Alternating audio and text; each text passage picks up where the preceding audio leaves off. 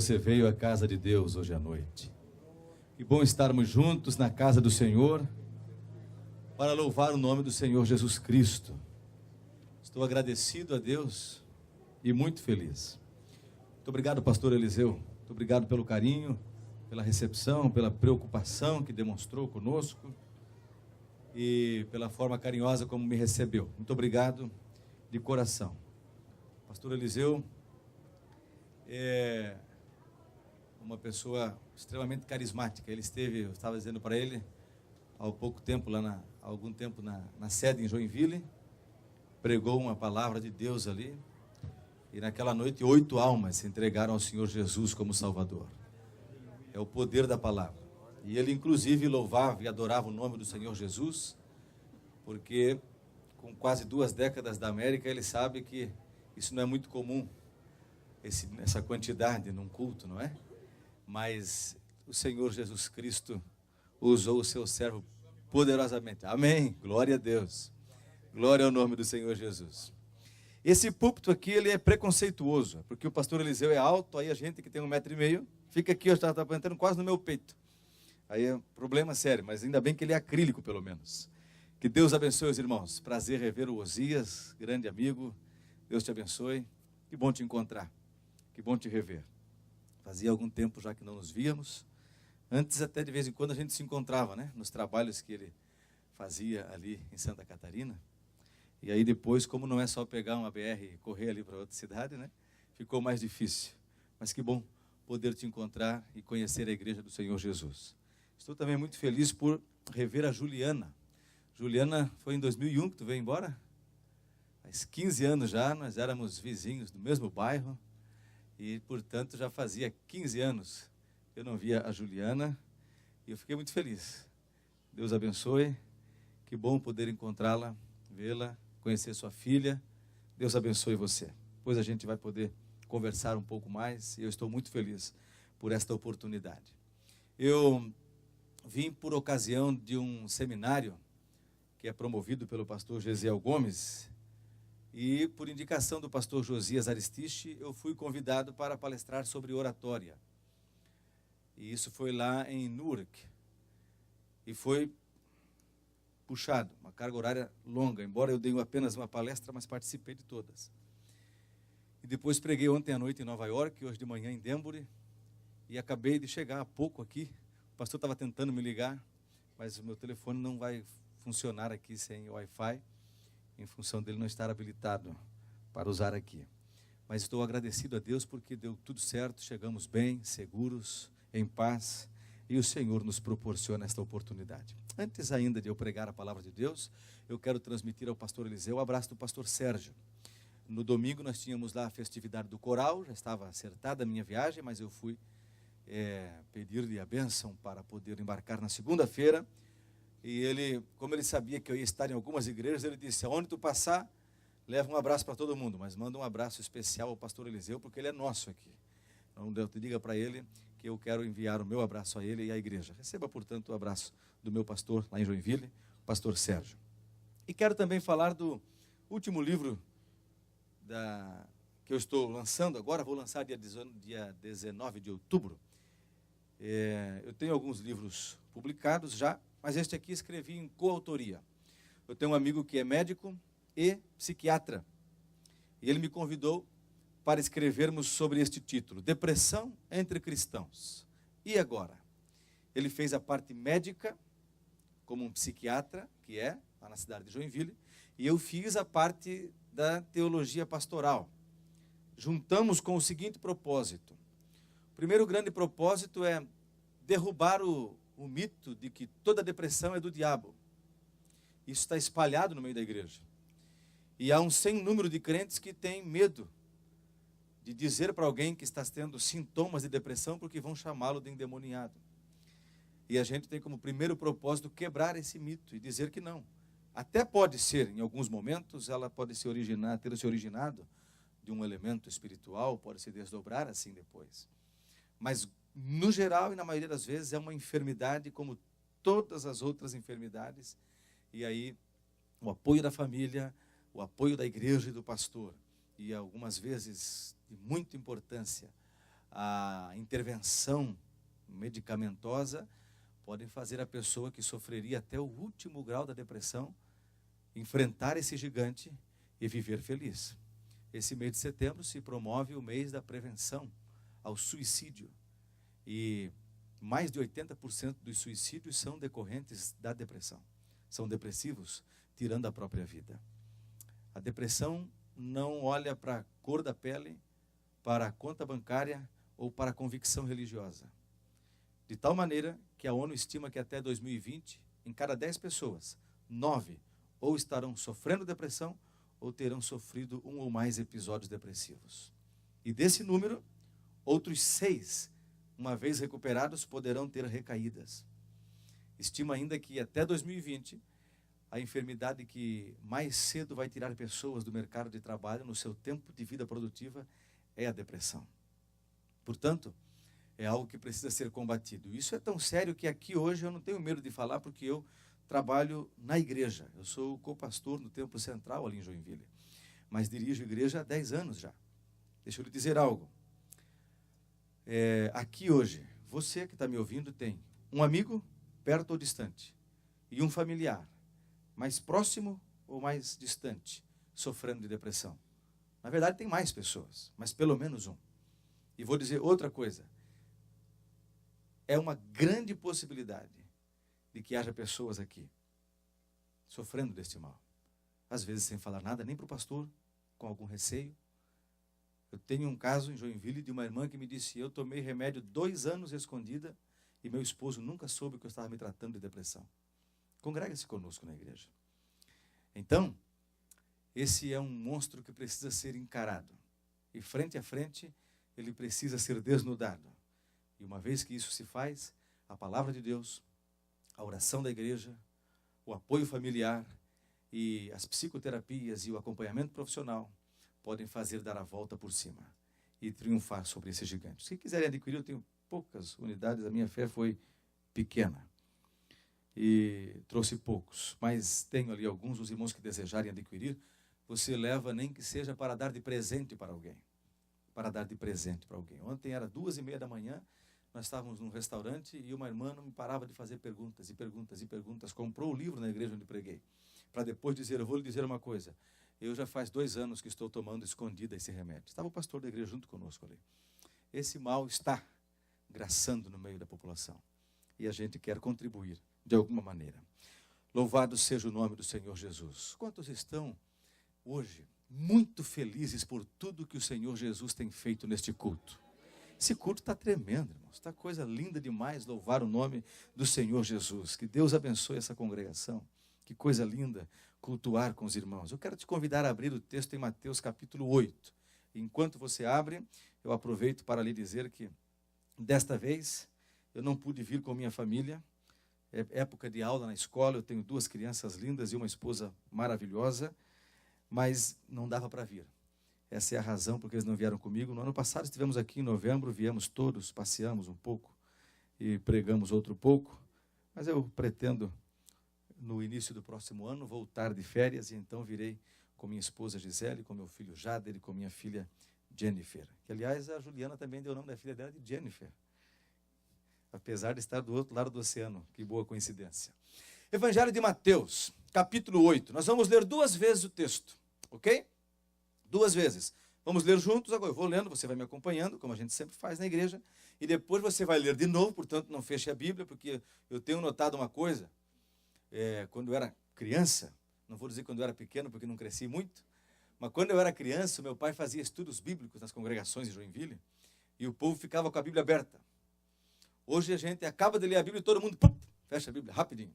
Então, para você não fechar a Bíblia rapidinho, segura ela mais um pouco aberta, que eu quero ler de novo numa outra versão enquanto você acompanha. A partir do 23 diz assim: então, entrando ele no barco, seus discípulos o seguiram. E eis que sobreveio no mar uma grande tempestade, de sorte que o barco era varrido pelas ondas. Entretanto, Jesus dormia. Mas os discípulos vieram acordá-lo, clamando: Senhor, salva-nos, perecemos. Perguntou-lhes então Jesus: por que sois tímidos, homens de pequena fé? E levantando-se, repreendeu os ventos e o mar, e fez-se grande bonança. E maravilharam-se os homens, dizendo: quem é este que até os ventos e o mar lhe obedecem? Agora eu vou ler numa outra versão que um pastor aqui dos Estados Unidos, o pastor Eugene Peterson, publicou a mensagem. E eu gosto tanto dessa versão que eu comprei uma agora em inglês aqui. Não que meu inglês seja muito bom, meu inglês é igual ao dinheiro de pobre, acaba rápido. Mas é justamente para treinar que eu comprei a versão bíblica dessa paráfrase. Eu vou ler, você acompanha no seu texto. Diz assim, ó. Então ele e os discípulos entraram no barco. Entretanto, enfrentaram uma terrível tempestade no mar. As ondas furiosas atacavam a embarcação e, enquanto isso, Jesus dormia. Os discípulos o acordaram, implorando: Mestre, salve-nos, nós vamos morrer. Jesus, porém, repreendeu os discípulos. Por que tanto medo? Vocês não têm fé? Em seguida, levantou-se e ordenou ao vento que cessasse o barulho e ao mar que ficasse quieto. Silêncio! Foi a ordem. E o mar ficou em plena calmaria. Os homens esfregaram os olhos perplexos. O que é isso? O vento e o mar obedecem ao comando dele. Amém. Enfrentando as tempestades da vida. Esta é a mensagem que eu quero trazer nesta noite. E antes de começar a abordar o texto bíblico, eu quero ler uma história para você. E essa história, os rabinos contam como verídica, a história de um judeu que, para fugir da Inquisição espanhola, ele entrou num pequeno barco com sua esposa e seu filho e fugia até que encontrou uma pequena ilha. Quando aportou ali, tempestade violenta se abatia sobre eles. Assim que pisaram na terra, um raio deu em cima da esposa dele e fulminou-a ali mesmo. Enquanto ele, atordoado, tentava acudir em vão à esposa, um vento muito forte arrebatou o menino dos seus braços, jogou no mar e o menino morreu, não apareceu mais.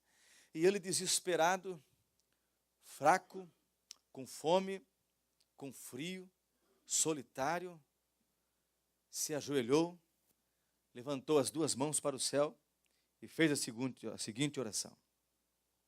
Deus de Israel, fugi até aqui porque eu queria te servir livremente. Queria observar os teus mandamentos e santificar o teu nome. Mas tu, ó Deus, fazes de tudo para impedir que eu acredite em ti.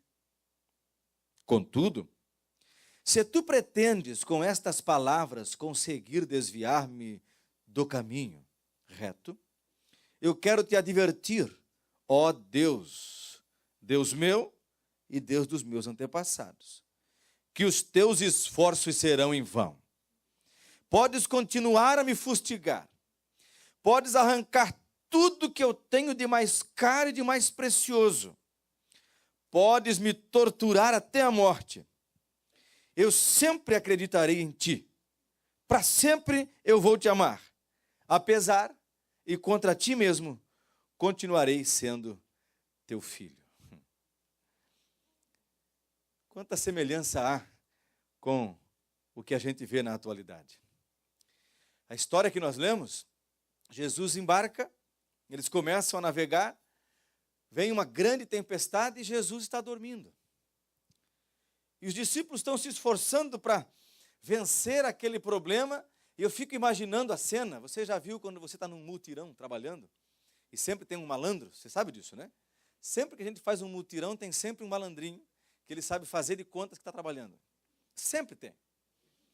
E daí, ele puxa uma cadeira, encosta na parede, conversa uns 15 minutos com alguém, vai lá e acha, de longe ele mira qual é a caixa mais leve, vai naquela, pega a mais leve e faz um espalhafato para mostrar que está trazendo e já para no bebedouro para tomar uma água e todo mundo vai ficando indignado com aquele cara. Se você olha o texto com atenção, você vai vendo que os discípulos estavam indignados com Jesus. É como eles tentando resolver o problema, joga água para fora, o que mais dá para fazer? E Jesus dormindo. E eles se ralando aqui e tal, e Jesus dormindo. E eles ralando mais um pouco aqui e tal, e Jesus dormindo. E eles, cara folgado, mano. Esse homem está dormindo e a gente está aqui ralando. Você percebe na forma como as palavras são usadas, que quando eles acordam Jesus, eles estão indignados e dizem: mestre, acorda! Tu não está vendo que a gente vai morrer?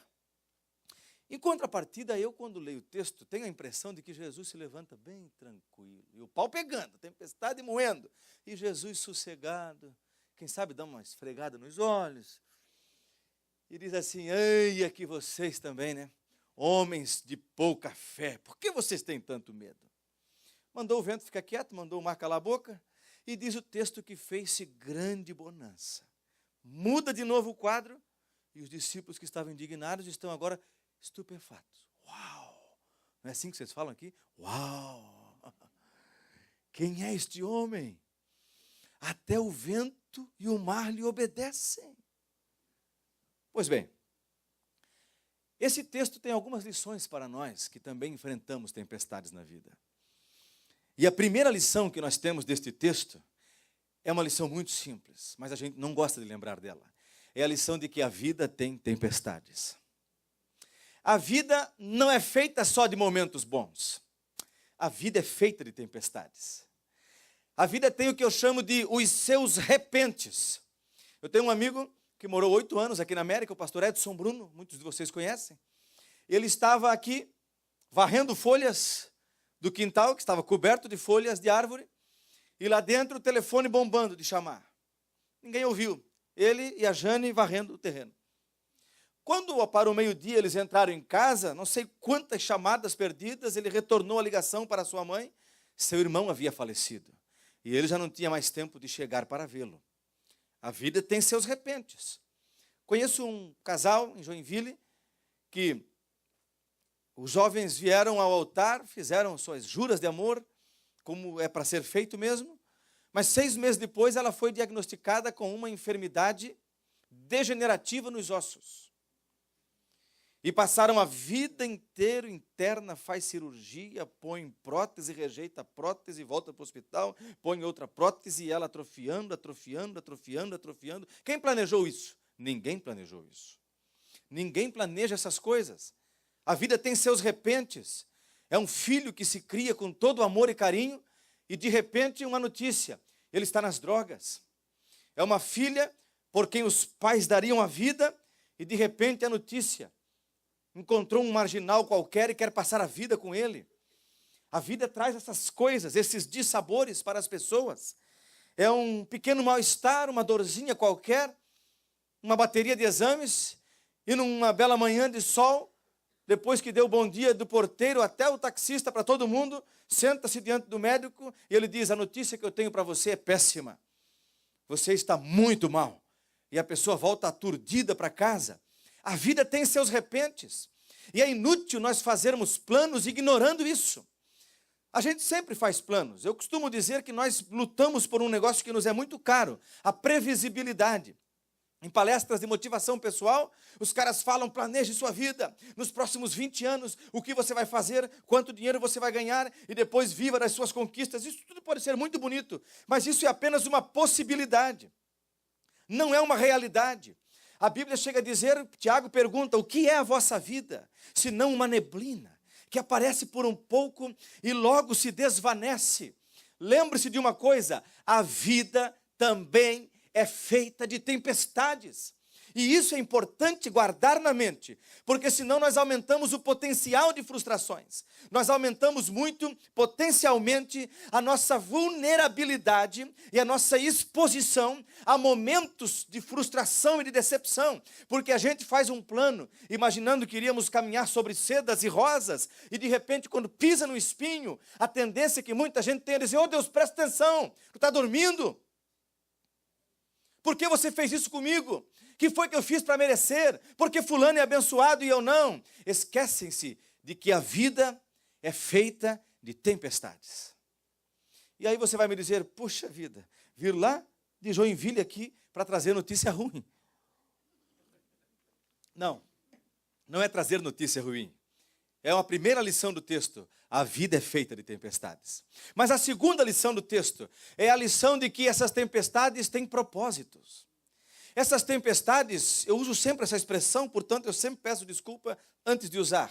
Me perdoe pela expressão, mas é um efeito didático.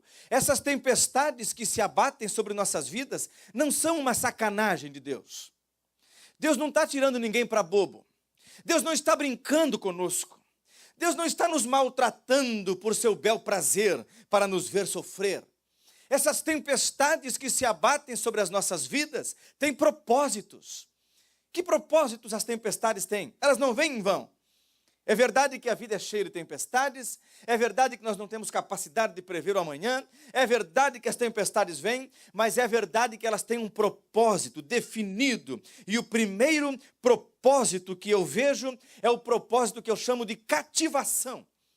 É quando ele cativa a nossa atenção para si. Eu faço a seguinte ilustração para você. Imagina que você comprou o iate dos seus sonhos. E você está em alto mar com a pessoa que você contratou para conduzir o barco e mais alguns funcionários que estão servindo seus amigos. E você começa a conversar e dizer, rapaz, quando eu cheguei na América foi muito difícil. Ah, como foi difícil, mas lutei muito, trabalhei bastante, perseverei, economizei, investi corretamente, administrei bem, graças a Deus que tudo deu certo. E aqui está o que eu tenho conquistado. Você viu onde foi parar Deus na frase? Você viu onde apareceu Deus na frase? Mas você está no mesmo iate, conversando, tranquilo, brincando, se divertindo. E de repente, ventos começam a se abater contra a embarcação e ela começa a se mexer demais. E quando finalmente uma primeira onda entra e molha um pouco vocês, todo mundo se agarra num ferro qualquer. E o primeiro grito que você faz é, meu Deus, o que vai acontecer agora? Ah, agora você grita por Deus. Até agora Deus era uma frasezinha perdida para descargo de consciência no meio de um relatório de êxitos e sucessos. Mas no meio da primeira ameaça de vida, a primeira coisa que fazemos é, meu Deus, me ajuda! As tempestades têm como primeiro propósito cativar nossa atenção em Deus. Nossa tendência natural é o esquecimento.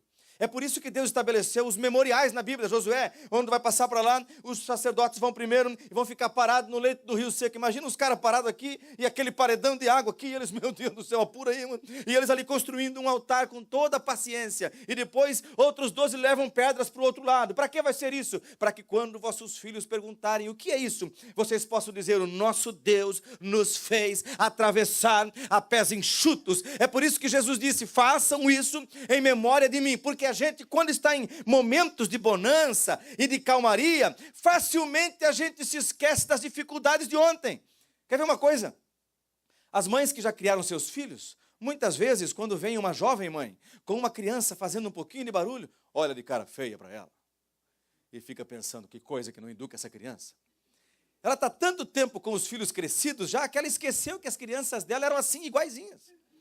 E ela agora pensa da sua perspectiva do momento. Só o que faltava era o marmanjão do filho dela, tá rolando no chão aqui, brincando mesmo. E aí ela olha para uma jovem mãe e fica fazendo cara feia, e diz, meu Deus do céu, que barulho, não dá nem para cultuar a Deus. Quantos cultos será que seu filho, quando era criança, também atrapalhou? Só que a gente rapidinho olha para trás, e na muita distância daquele momento, a gente se esquece. Mas de repente vem uma tempestade. E o salmista dizia, eleva os meus olhos para os montes. De onde me virá o socorro? É a primeira coisa que Deus nos faz. Ele nos faz olhar para Ele. As tempestades têm esse propósito. Se elas se abateram sobre tua vida, deixa eu te dar uma dica. Elas têm junto consigo o som do chamado de Deus, dizendo, olha para mim, fixa teus olhos em mim, acredita em mim, confia em mim. Essa tempestade não veio para te destruir, veio para te fazer olhar para mim, veio para te chamar a atenção, veio para te lembrar que eu sou o teu Deus. As tempestades vêm e elas nos cativam de novo em Deus. Mas tem um segundo propósito. Elas têm o propósito da revelação.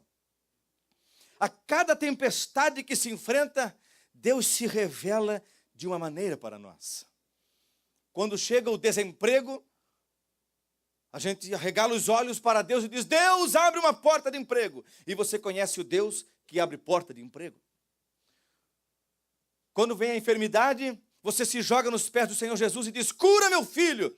E Ele cura o seu filho, e você conhece o Deus que cura as enfermidades. A cada tempestade, Deus vai revelando suas características.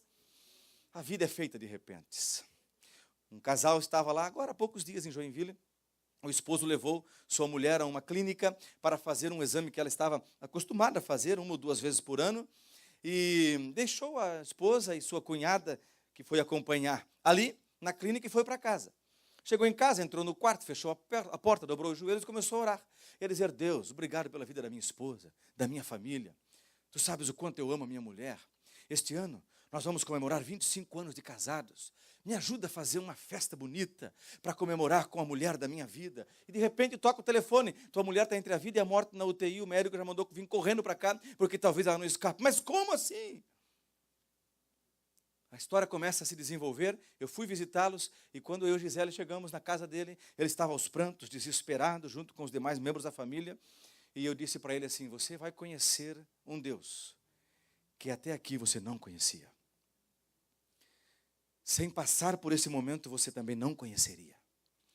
Neste caso, o desfecho foi positivo e há poucos dias fizemos um culto em ações de graças pela cura milagrosa, revertendo, inclusive, o diagnóstico fatal da medicina. Mas, de todo modo, como quer que fosse o desfecho, ele teria conhecido uma particularidade de Deus.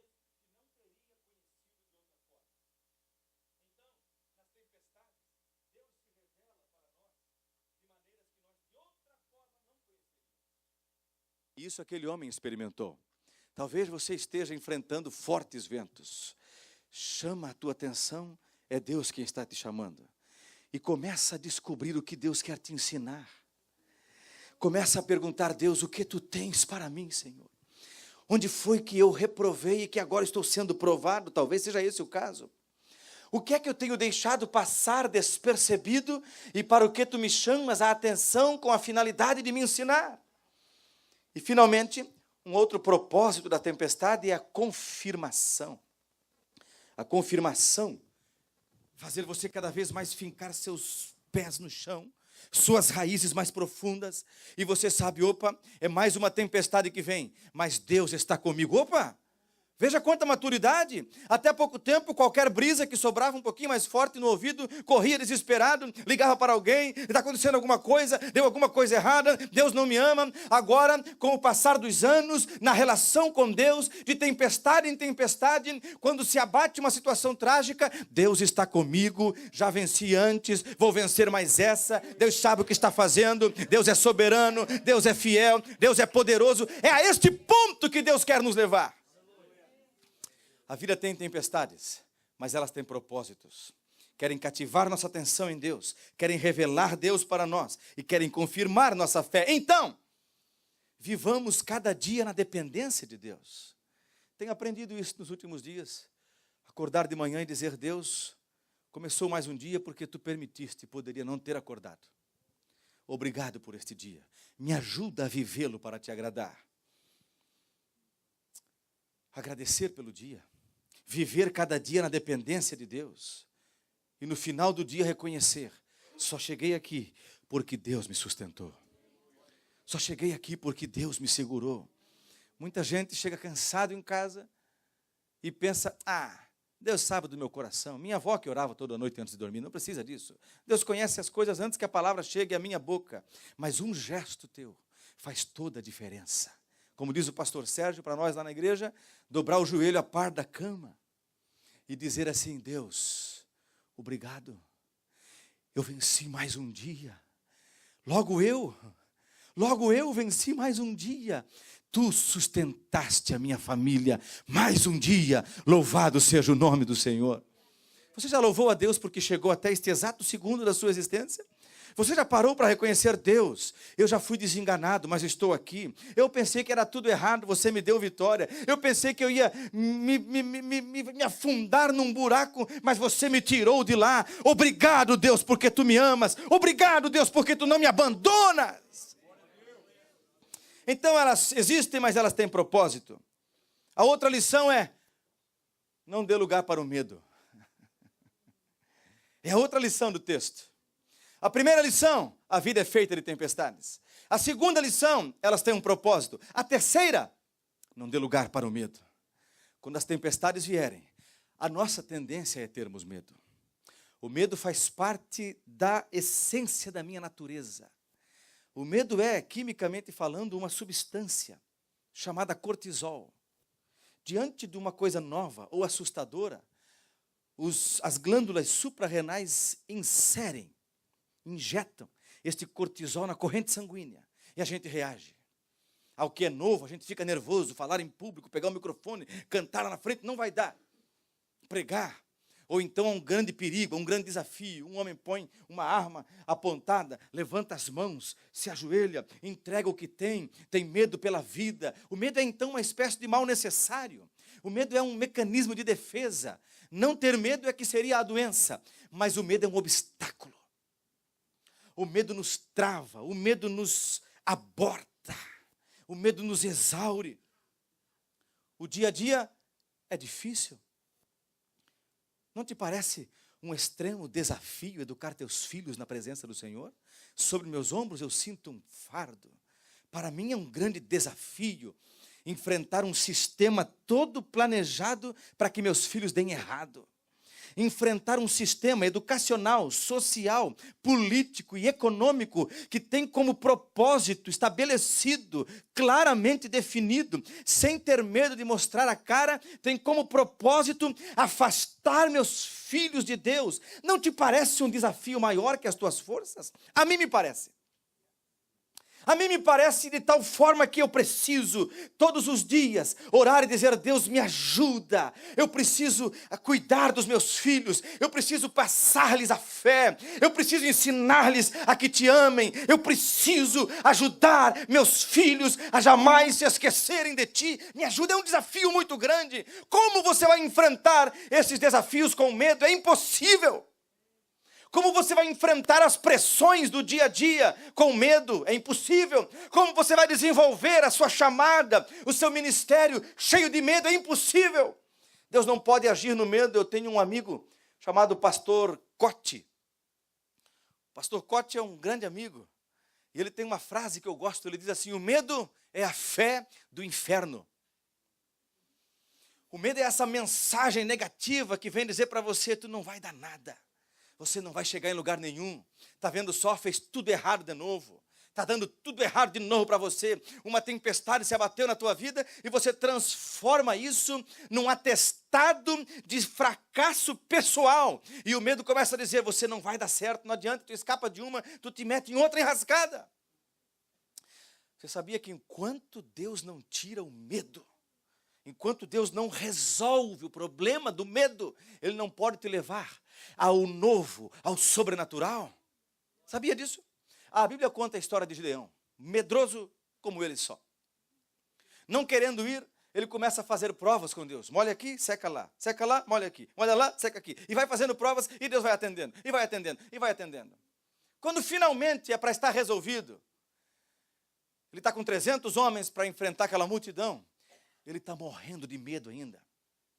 A Bíblia diz em Juízes, capítulo 7, versículo 10, que Deus falou assim com Gideão: Gideão, já que ainda tens medo. É como se Deus dissesse: cara, tudo que tu pediu, eu fiz. Cada sinal que você precisou, eu atendi. E você continua medroso. Com esse medo você não vai vencer. Já que ainda tens medo, desce tu e teu moço Pura. Alguns leem Purá. Vai até o arraial. Deus queria que ele fosse lá ouvir a conversa dos guardas, dos soldados. Eu gosto de novo da versão A Mensagem. Olha só que legal que é a paráfrase. Assim disse Deus, segundo a paráfrase do Eugene Peterson: depois que você ouvir os comentários no acampamento deles, terá toda a coragem e confiança de que precisa. Aí Gideão desce. Chega lá, os caras estão conversando. É o seguinte, tive um sonho, cara, acordei meio perturbado, deixa eu te contar o sonho. E aí ele sonhou que estava no meio de uma padaria quase. E vinha um pão muito grande. O próprio companheiro interpretou e disse: rapaz, significa que a mão do Deus Todo-Poderoso está com Gideão. Nós com essa multidão não vamos ser nem fichinha para ele. Aí Gideão se levantou cheio de coragem, cheio de ousadia. Deus teve que levar Gideão até o último momento da cura do medo. Esta mulher de Deus já começou isso hoje aqui e eu vou continuar. Deus vai arrancar medo dos corações hoje. Deus vai te encher de coragem, de fé, de determinação, porque senão você não alcança tudo que Deus tem para você. Gideão, já que tu ainda tens medo, vai até o arraial. Eu vou arrancar esse negócio de você. Eu vou te fazer dominar esse medo. Aleluia. Mas como não ter medo? É mais ou menos, eu tenho um amigo em Joinville, chama-se Marivan Feltz. O Marivan é faixa preta em taekwondo. Ele deve ter a estatura do pastor Eliseu, tu calcula, então eu enfrentando, né? Que eu já reclamei até do púlpito. O Marivan foi umas 3 ou 4 vezes campeão brasileiro de taekwondo, campeão sul-brasileiro, campeão catarinense. Às vezes eu passo por ele no corredor e digo assim, ó, se veste de homem, vem em mim, cara. Tu imagina, nós dois num tatame. Outro dia eu fui segurar o equipamento para ele chutar. Não sei se alguém conhece a arte marcial ali. Eu tive que mandar ele parar, ele ia quebrar meu pulso, com a força do chute que ele tinha. Eu fico imaginando Deus dizendo assim, vai para cima, Esdras. Vai para cima que eu estou contigo. Vai para cima que eu sou na tua vida. Até que uma hora Deus me desse um pedala Robinho e dissesse, já que tu ainda tens medo, eu vou fazer um negócio para resolver o teu problema. Como não ter medo se o homem tem esse tamanho? Tem essas divisas todas, tem esse treinamento todo. Olha o tamanho do inimigo, olha o tamanho da tempestade. Olha eu pequenininho com um barquinho no alto mar que é esse oceano bravo. Como não ter medo? Eu gosto daquela canção que diz, se o sol se pôr e a noite chegar, tu és.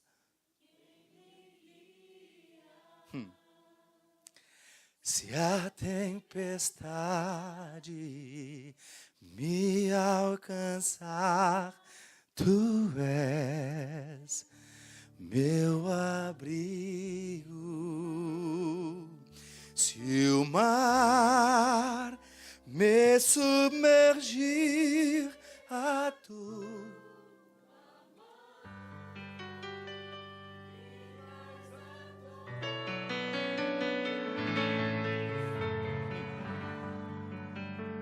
Me faz andar sobre.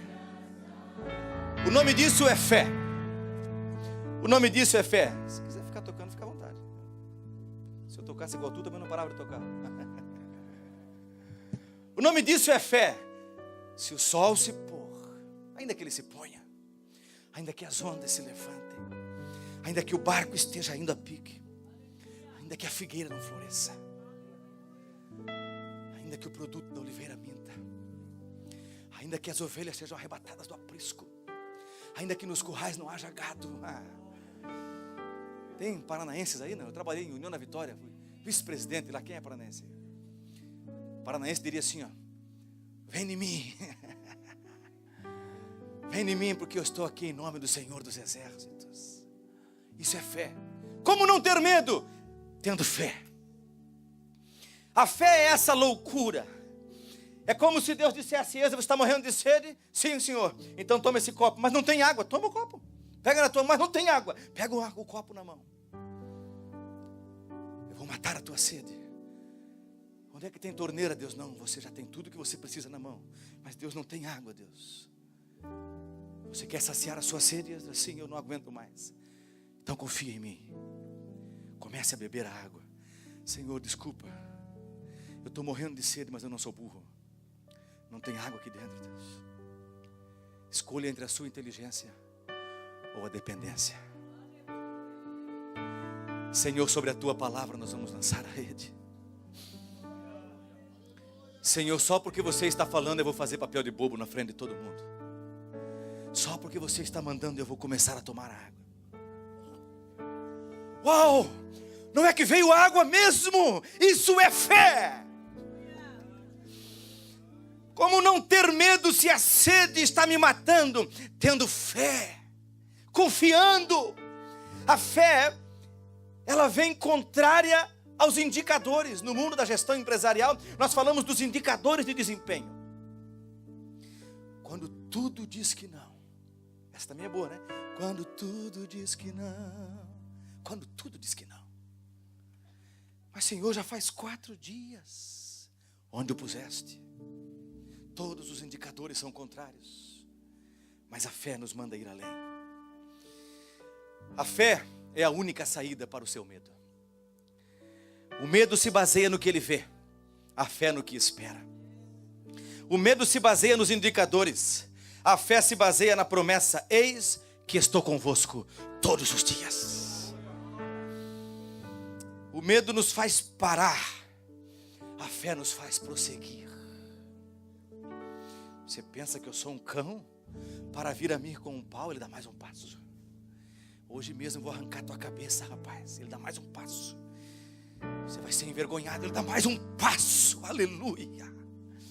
Onde foi parar o medo daquele jovem? Ele tinha fé. Tu acabou teu discurso aí, cara? Dá para tu deixar eu falar antes de a gente partir para a briga? Você vem a mim com espada, com lança, com escudo. Fico imaginando o Golias olhando ele meter a mão no alforje, uma pedrinha daquela. Mas eu vou a ti, vai arrumando aqui. Em nome do Senhor dos Exércitos. Quando tudo diz que não, tua voz me encoraja. Quero que essa fé cresça no teu coração. Quando tudo diz que não, ou parece que o mar não vai se abrir. Aleluia, aleluia. Olha que frase linda. Vem que não você não está só. Você não está só. Sobre mim não pode se frustrar. Os planos dele não serão frustrados. O que ele prometeu você vai ver cumprido. Venha em meu favor e cumpra em mim. Quantos querem adorar a Deus vão cantar bem alto com as mãos levantadas. Não desistir de mim. Você vai sair daqui cheio de fé nessa noite. Você vai sair daqui cheio de coragem. Prevalecer. Aleluia! Deus impossível. Não desistir. Recebe do Senhor fé, ousadia, coragem. Me faz prevalecer. Deus impossível. Mas como crer quando tudo diz que não? Tinha um homem aqui nessa América que eu gostava muito de ouvir pregar, David Wilkerson. Ele fez uma definição de fé no seu livro Não Estou com Raiva de Deus, que eu nunca mais esqueci. Ele disse: é verdade que a fé é a certeza das coisas que se esperam, como a irmã aqui falou. Mas é também verdade que a fé é a certeza das coisas que Deus já fez no passado. É verdade que você olha, não vê e espera, mas é verdade que você pode fazer uma retrospectiva e dizer: estive doente, Ele me curou. Estive desempregado, Ele abriu a porta. Estive sozinho, Ele me deu alguém. Estive abandonado, Ele me abraçou. Estive perdido, Ele me encontrou. Em todos os momentos que atravessei na vida, Ele esteve comigo. Ele vai até o fim. Aleluia! Sua fidelidade resiste ao exame do tempo e não teme investigação alguma. A fé é a certeza das coisas que Deus já fez. Quero te convidar a fechar teus olhos, enquanto tu encontra um tom mais confortável para a tua voz, e começa a olhar tudo que Deus já fez na tua vida. Até onde tu te lembras? Lembra de intervenções sobrenaturais? Você lembra? Você consegue derramar lágrimas de gratidão, porque você já esteve na pior e a sua mão te levantou? Sobre o que a tua fé se sustenta? Sobretudo, tua fé tem que se sustentar em Deus e não nas coisas que Deus faz. A fé se sustenta em Deus. Olha o que fizeram os discípulos. Quem é este homem? Olha o que fez aquele judeu. Quer saber do negócio, Deus? Provavelmente aquele judeu leu a história de Jó. Quer saber do negócio, Deus? Faça o que você quiser eu não vou abandonar a fé. Aleluia. Os discípulos de repente pararam de olhar para as condições climáticas e olharam para Jesus estupefatos. Sabe, queridos, tem uma coisa que Deus quer conosco muitas vezes: recuperar em nós a capacidade de admirá-lo. Muito facinho, Deus se torna alguém comum para nós. Deus é meu ajudador, Deus é meu salvador. Mas quando algo assim acontece, você se joga de joelhos, levanta as duas mãos e diz: Deus, tu és único. Deus, tu és eterno. Deus, tu és soberano. Deus, tu és tudo que eu tenho. Deus, não há outra coisa no céu e nem na terra que eu deseje além de ti. Os discípulos que num dado momento olharam Jesus: está dormindo, deixa eu dormir, está aí com a gente no barco. De repente a tempestade, que cara folgado, que nunca acorda. Mas de repente a bonança. Uau! A última vez que eu lembro na história de alguém capaz de reger os fenômenos da natureza, nossos antepassados, quando fugiam de Faraó e Deus abriu o mar. Quem é esse homem? Opa, eu me lembro também que o sol uma vez parou enquanto Josué precisava daquele estacionamento obrigatório. Mas quem é este homem? Opa, e a sombra? Como é que se pode deslocar a sombra? Quem é este homem? Correria da vida, rotina, e a gente perde a capacidade do deslumbramento diante da majestade do nosso Rei. Por ocasião da morte do senador Luiz Henrique da Silveira, eu fui designado pelo meu pastor para discursar em nome da instituição. Então, presidente da República, a senhora Dilma Rousseff, Renan Calheiros, autoridades, eles passavam as pessoas, reverenciavam, todos, é óbvio, princípio ético, não há nada de errado nisso. Mas se Cristo entrasse neste lugar aqui hoje, talvez alguns de nós o veríamos de forma tão comum. Mas aquele que estivesse desesperado por um toque dele, começaria a chorar e dizer: graças a Deus ele chegou. Eu sei que é o meu Salvador que está vindo aí.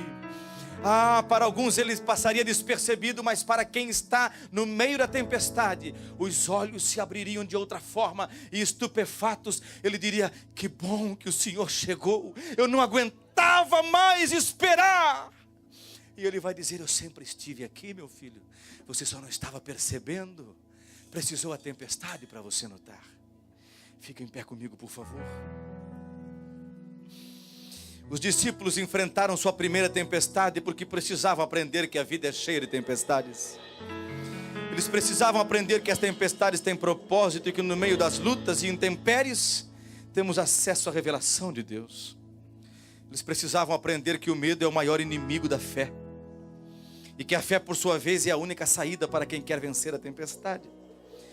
Fé em Deus e nada mais é a única porta pela qual alcançaremos a grande bonança. Então, levantando-se, ele repreendeu o mar, repreendeu os ventos e seguiu-se grande bonança. O Senhor está de pé entre nós nesta noite, como Ele sempre está nesta igreja, como Ele sempre está. A gente aqui muitas vezes esquece disso. E eu quero orar por quem esteja enfrentando as tempestades da existência. Eu citei alguns exemplos, mas eu não gastaria uma noite pedindo para você me ajudar nos exemplos, pois eu não seria capaz de exauri-los somente por mim mesmo. Que vento foi que soprou e te deixou em desespero? Você já perde horas de sono à noite. Você já não conta nem para o seu esposo ou para a sua esposa, para que não saiba ninguém. Que aflição está dentro do teu coração? Que preocupação te sangra os sentimentos? Posso orar com a igreja, pastor? Quero convidar você a vir à frente então, para que possamos orar por você. Quero que você traga suas lágrimas para aquele que pode dizer para o vento: shh. Quero que você traga seus temores para aquele que pode dizer para o mar: shh. Chega. Chega. Agora é tempo de bonança para minha filha. Vou lhe dizer, as tempestades fazem parte da vida? Fazem. Eu não mentiria para você. Mas os milagres de Deus também fazem parte da vida. Você ainda serve um Deus que é capaz de calar a tempestade. Você serve um Deus que é capaz de tocar no seu filho onde ele estiver, na sua filha onde ela estiver, nos seus netos aonde eles estejam, no seu cônjuge aonde ele esteja. Você serve um Deus que é capaz de enfrentar o diagnóstico de qualquer enfermidade degenerativa, crônica ou fatal. Para Deus não há impossíveis. Mas Ele te convida, olha para mim hoje. Aleluia, aleluia. Você vai sair daqui sem medo. Você vai sair daqui cheio de fé, cheio de ousadia, cheio de coragem. Quero convidar você que está aqui à frente, num primeiro minuto, que você vá desabafando agora com Deus, enquanto os irmãos cantam. Depois nós vamos orar. Enquanto isso, eu não queria manipular, conduzir tua oração. Eu queria que tu dissestes as palavras que tu não tens coragem.